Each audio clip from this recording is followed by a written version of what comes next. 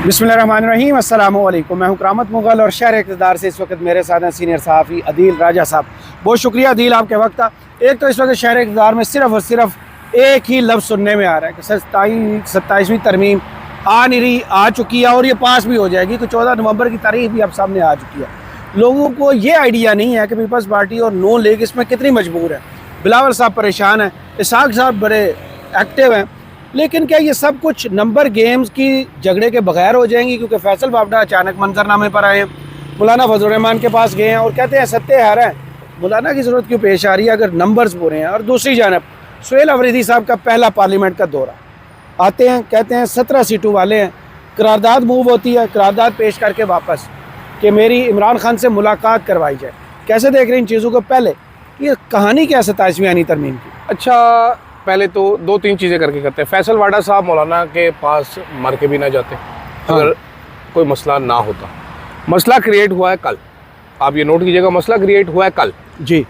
31 तारीख को peoples party को बता दिया गया था कि तरमीम करनी है हमने 31 अक्टूबर को। तो एक वो मेरा ख्याल है ब्रीफिंग हुई थी वाने सदर में।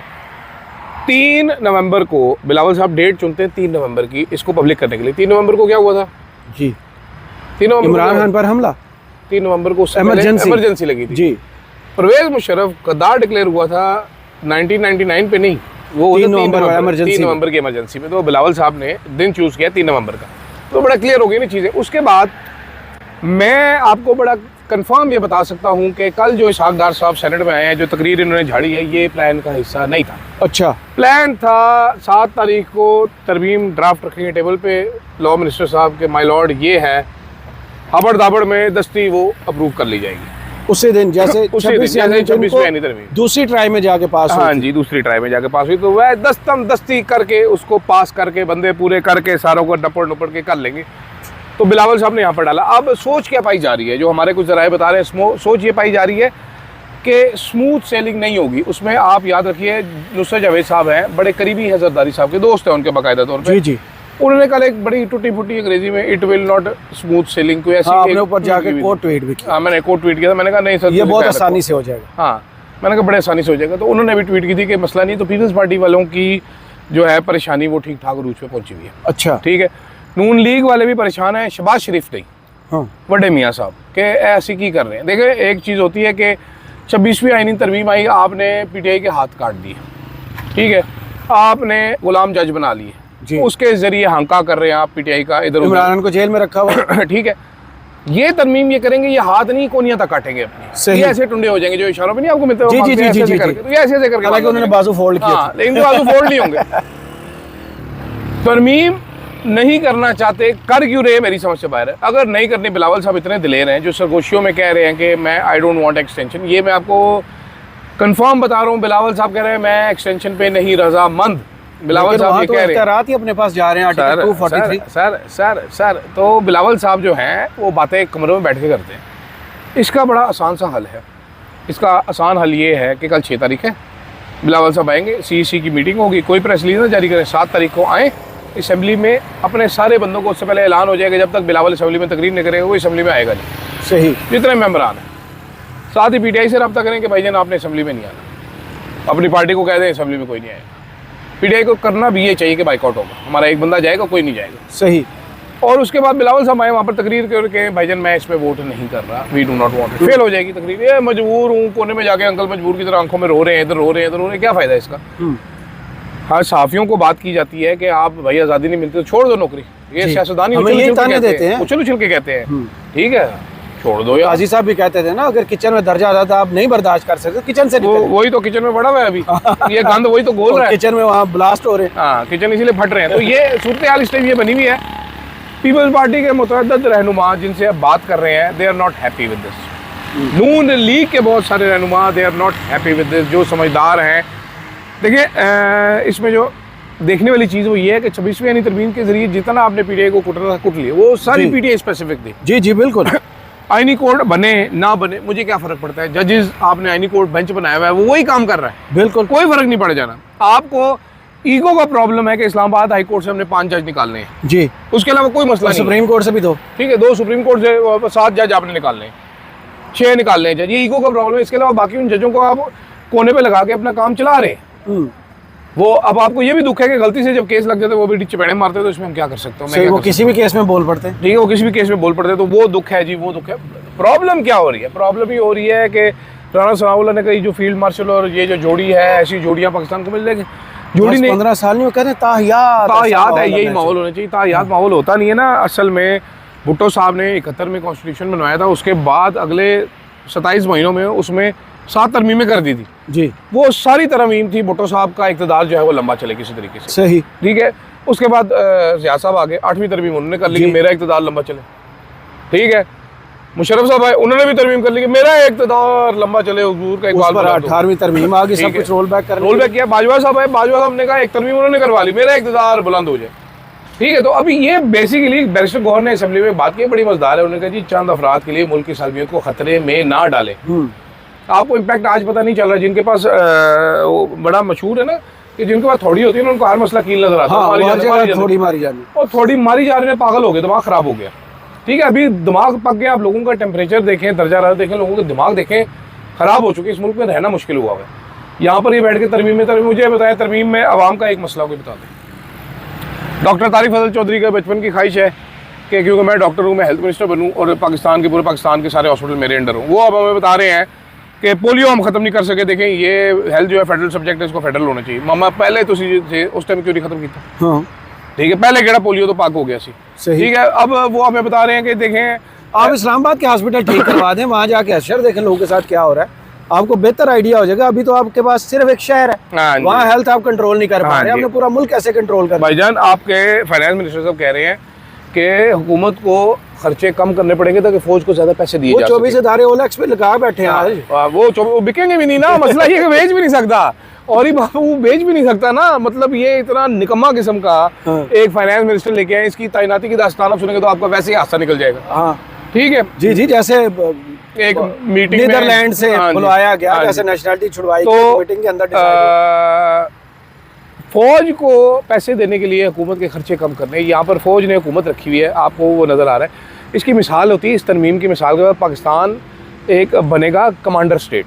अच्छा। ठीक है। कमांडर स्टेट, ये कमांडर स्टेट नहीं, कमांडर स्टेट ये कोई लीगल वो नहीं है। ये कहा जाता है कमांडर स्टेट उन रियासतों को कहा जाता है कि जहाँ पर रबर स्टैंप एक अवामी नुमाइंदे होते हैं, रबर स्टैंप पार्लियामेंट होता है, फैसला इस्टेब्लिशमेंट से आ जाता है, वो बैठ के चुपचाप दस्तखत कर देते हैं। तो ये कमांडर स्टेट की बेहतरीन मिसाल जो है वो इस टाइम ये जोड़ी है जो ऊपर बैठी हुई है। बताया तो हमें जा रहा है कि बेहतरीन चॉइस शहबाज शरीफ से मिल ही नहीं सकती। सारी बात है, कोई नहीं मिल सकती। किसी बंदा इतना कोई, भाई हम छोटे छोटे लोग हैं, हमारी भी ईगो होती है, कोई इससे ज्यादा सेल्फ रिस्पेक्ट। वो शहबाज शरीफ साहब तो चैंपी मालिश, तेल मालिश, पिनिया कुटने में, आपको पता है प्रोड्यूसर है जो प्रोड्यूसर है जो अपने एंकर पिनिया कुटता है। शहबाज शरीफ साहब तो पिनिया कुटते हैं, चैंपी भी करते हैं, मोटे भी दबाते हैं साथ। अच्छा, मुझे एंकर से याद है, मोहम्मद मालिक साहब याद आ गया। मोहम्मद मालिक साहब ने सबसे पहले ये खबर दी थी। हाँ जी सर। और उसमें हैरान कुन चीज जो थी वो लोग डिस्कस ही नहीं कर रहे। असम्बली की मुद्दत 6 साल करनी सर, है। ये हम पहले सुनते आ रहे थे कि एक तो सदारती निज़ाम पर काम होना चाहिए, खर्चे कम होंगे। दूसरी जानब हम सुनते थे कि असम्बली की मुद्दत 5 की बजाय 4 साल कर लें ताकि ये जो हुकूमतों से लोग तंग आते हैं वो 6 साल किस लिए? सर वो फैसला बेसिकली ये हुआ, देखिए सारे को टेन्योर एक ही बार लंबे लंबे दे देंगे, क्योंकि अब हम किसी की हुकूमत गिराना नहीं चाहते। अच्छा। क्योंकि सब अच्छे बच्चे हैं, गंदे बच्चे जेल में हैं, अच्छे बच्चे हुकूमत में हैं। लोग तो सारे गंदे बंदे के साथ हैं। वो गंदे हैं, लोग भी गंदे हैं। अवाम को नहीं पता होता, मैं दानिश आपको बता रहा हूँ, अवाम को नहीं पता उनको क्या चाहिए। अवाम को मसले हल होने चाहिए, बस ऐसे ऐसे मसला जो मर्जी। अवाम को ये भी नहीं पता उनके मसले क्या हैं, जो हल कर रहे हैं वही अवाम के मसले हैं। आज बड़ी मज़ाहिया खबर मैंने पढ़ी, 636 अरब डॉलर के हमारे पास सोने के ज़खायर अचानक से वो डुबकी लगाई है। एक बंदे ने जाकर चेक किया, तरबेला की तह में बैठे हुए हैं। इससे पहले हमें एक साइंसदान ने बताया था 600 अरब की हमारे पास कीमती मिट्टी है। वो मुस्तदिक मलिक जी जो कह रहा था मिट्टी बेचो तो चलना छोड़ दिया था हमारे की के नीचे वो कीमती मिट्टी ना। 4 अरब तो मैंने नीचे दे दिया। हमें बताता है कि 4 बिलियन डॉलर के हमारे पास पेट्रोलियम के ज़खायर है। इतना हम अमीर मुल्क हैं और इतने खाने रोटी नहीं। चौधरी साहब, मैं तो ये बात सोच रहा हूँ कि उस दिन से तरबेला का मुआसरा क्यों नहीं किया गया। मैं इस बात पे हैरान हूँ। मैं नहीं खबर पड़ी आपने? मैंने खबर पड़ी है। मैं ये सोच रहा हूँ कि भाई इस खबर में अगर 10% सच्चाई होती ना तो फील्ड मार्शल साहब और शहबाज शरीफ साहब वहाँ का दौरा कर चुके होते, अभी तक वहाँ पर नाकाबंदी हो चुकी होती। ये कहते तरबेला खाली कर दो, सोना निकालें हम। हाँ।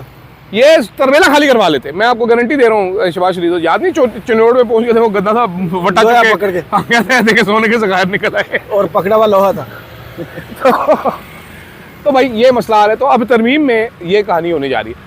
इस टाइम पे बेहतरीन जो पोजीशन है ना, मैं आपको बताता हूँ, यानी ये पीटीआई के लिए नहीं, ये अब हुकूमत को टाइट करने के लिए आ रही है। पीटीआई को और क्या कर सकते हैं, फांसी दे दे। ये हुकूमत के लिए आ रही है ना, बुरे दिन शुरू। देखें, जब आप अपने हाथ काट के पकड़ाते हैं ना, बेसिकली क्या होता है, आपकी दुनिया का असूल है, बाप होता है वो आपको पालता है, फिर वो बूढ़ा हो जाता है, फिर एक दिन वो अपनी दुकान जो है करियाने की वो आपके नाम कर देता है, उस दिन से वो बाप वो बोझ बन जाता है। ये अच्छी कहानी है। जब आप पर्चा पकड़ा देंगे फिर आप बोझ बन जाएंगे। सही, ठीक है, फिर आप बोझ बन जाएंगे, फिर तो एविडेंट हो जाएगा ना, क्लियर हो जाएगा कि यार यही कर रहे हैं, यही कर रहे हैं। फिर ये अपनी वो जो अभी बंद कमरों में बैठ के सुनाते हैं अपनी मजबूरियों की दास्तान, वो खुलेआम बनाएंगे इतने भी कोई मजबूर नहीं है। मैं तो ये भी मानने के लिए तैयार नहीं हूँ कि ये कोई मजबूर है, ये इक़्तिदार की हवस है, लालच में है। प्रॉब्लम क्या बनेगा? पीटीआई को इन्होंने इससे ज़्यादा मजीद क्या कर लेना है, मुझे ये बताओ जी। मजीद 28वीं तरमीम 28वीं कर लो ना, तो पीटीआई के बिगाड़ कह सकते हैं। मैं सवाल आपसे ये करूँ कि उनको इससे संसार करने क्या करें, साड़ देंगे उनको। आपने एक नोटिफिकेशन से पार्टी खत्म कर दी, किसी को कानून खबर नहीं हुई और किसी को पता ही नहीं है, वो नोबडी केयर्स। पीटीआई को नहीं पता कि उनके साथ इलेक्शन कमीशन क्या कर चुकी है। सर मैं आपको ये बता रहा हूँ कि अभी ये काजी फाइज से कह रहा हूँ, सिकंदर सुल्तान राजा जो है उससे भी एक गंदा बंदा ढूंढ लिया इन्होंने। काजी फाइज साहब, काजी फाइज साहब, वो गंदा बंदा ढूंढेंगे, उसको लगाएंगे घटिया आदमी को कि और कुछ कर, तू तरीके निकाल, बेगैरती कर, जो मर्जी कर, पैसा ले।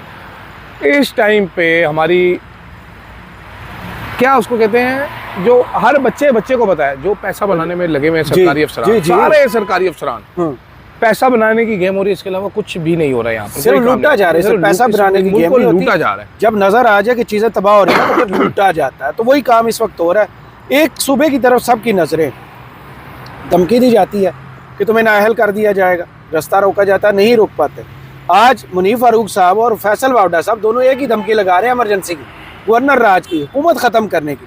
वो शख्स पार्लियामेंट में आता है, पार्लियामानी पार्टी के इजलास को अटेंड करता है और उसके बाद एक करारदार जो है असेंबली फ्लोर पर जाती है, पेश कर दी जाती है कि मेरी इमरान खान से मुलाकात नहीं करवा दी। ये फेंटे की धमकी दे रहे हैं, वो आइन और कानून के पीछे लगा। अच्छा, आप इंटरेस्टिंग चीज़, ये फेंटे की कितनी स्टूपिड बात है। अब एक इलेक्टेड वज़ीर आला को फेंटे की धमकी नहीं एनालाइज करवाया, फेंटा लगा ले, फेंटा लगा ले। देखिए डीजीआई एसपीआर साहब भी गए थे, कितने क्रोफर से कहा था हम नहीं मानते वापस, ठीक है। उन्होंने अब कहते हैं जी वो ही इज़ द सीएम, मैं सरकारी मुलाजिम हूँ, ऐसी बातें नहीं। सरकारी मुलाजिम को पहले नहीं बात करनी चाहिए, पहली चीज़। दूसरी चीज़ ये है कि बलूचिस्तान में आपने फेंटा लगाया जी। बलूचिस्तान में क्या होता है आज?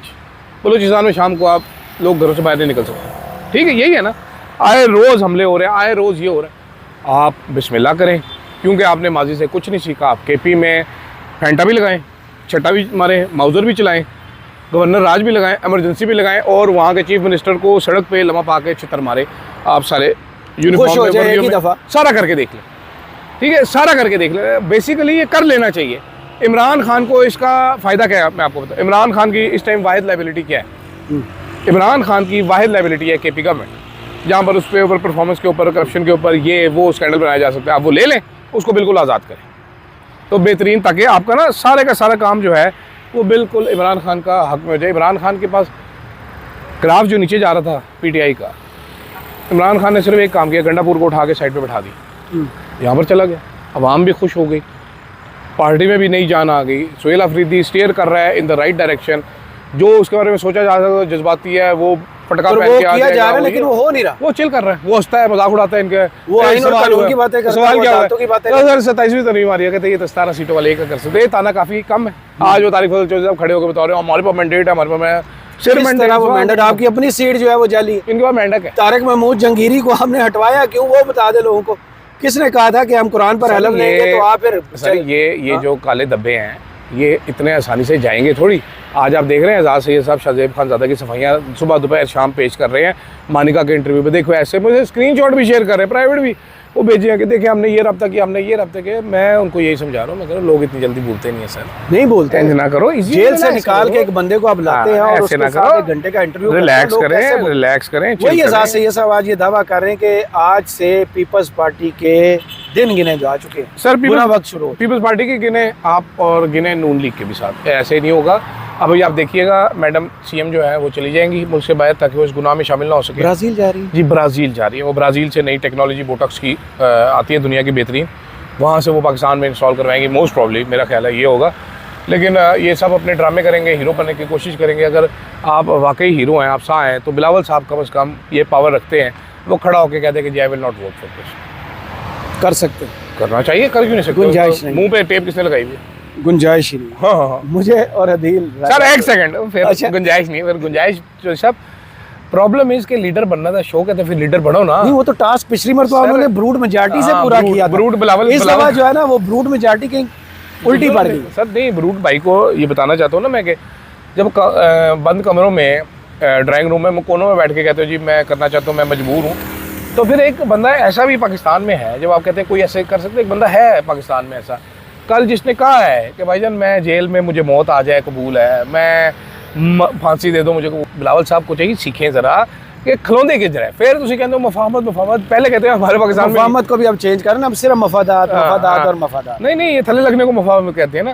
दो हुकूमतें दे रहे हैं उनको ही बदले। हाँ जी, 2 हुकूमत, और क्या फ़ायदा उसका, एक हुकूमत जो 6 महीने में खत्म हो आज़ाद जाए। कश्मीर और जीबी की पैसे बनाने ना सर, पैसा वो सिंध है, वो सिंध ऐसी गाय है जिसको मुसलसल जो है उसका दूध निकाल सिंधु रहे दे। हैं। सिंधु गाय का, और नारे भी लगा रहे हैं कि यहाँ पर सब अच्छा। मुझे और अदील राजा साहब को इजाज़त दीजिए, अपनी दुआओं में याद रखिएगा और कमेंट्स बॉक्स में ज़रूर बताइएगा वीडियो आपको कैसी लगी। अल्लाह हाफ़िज़।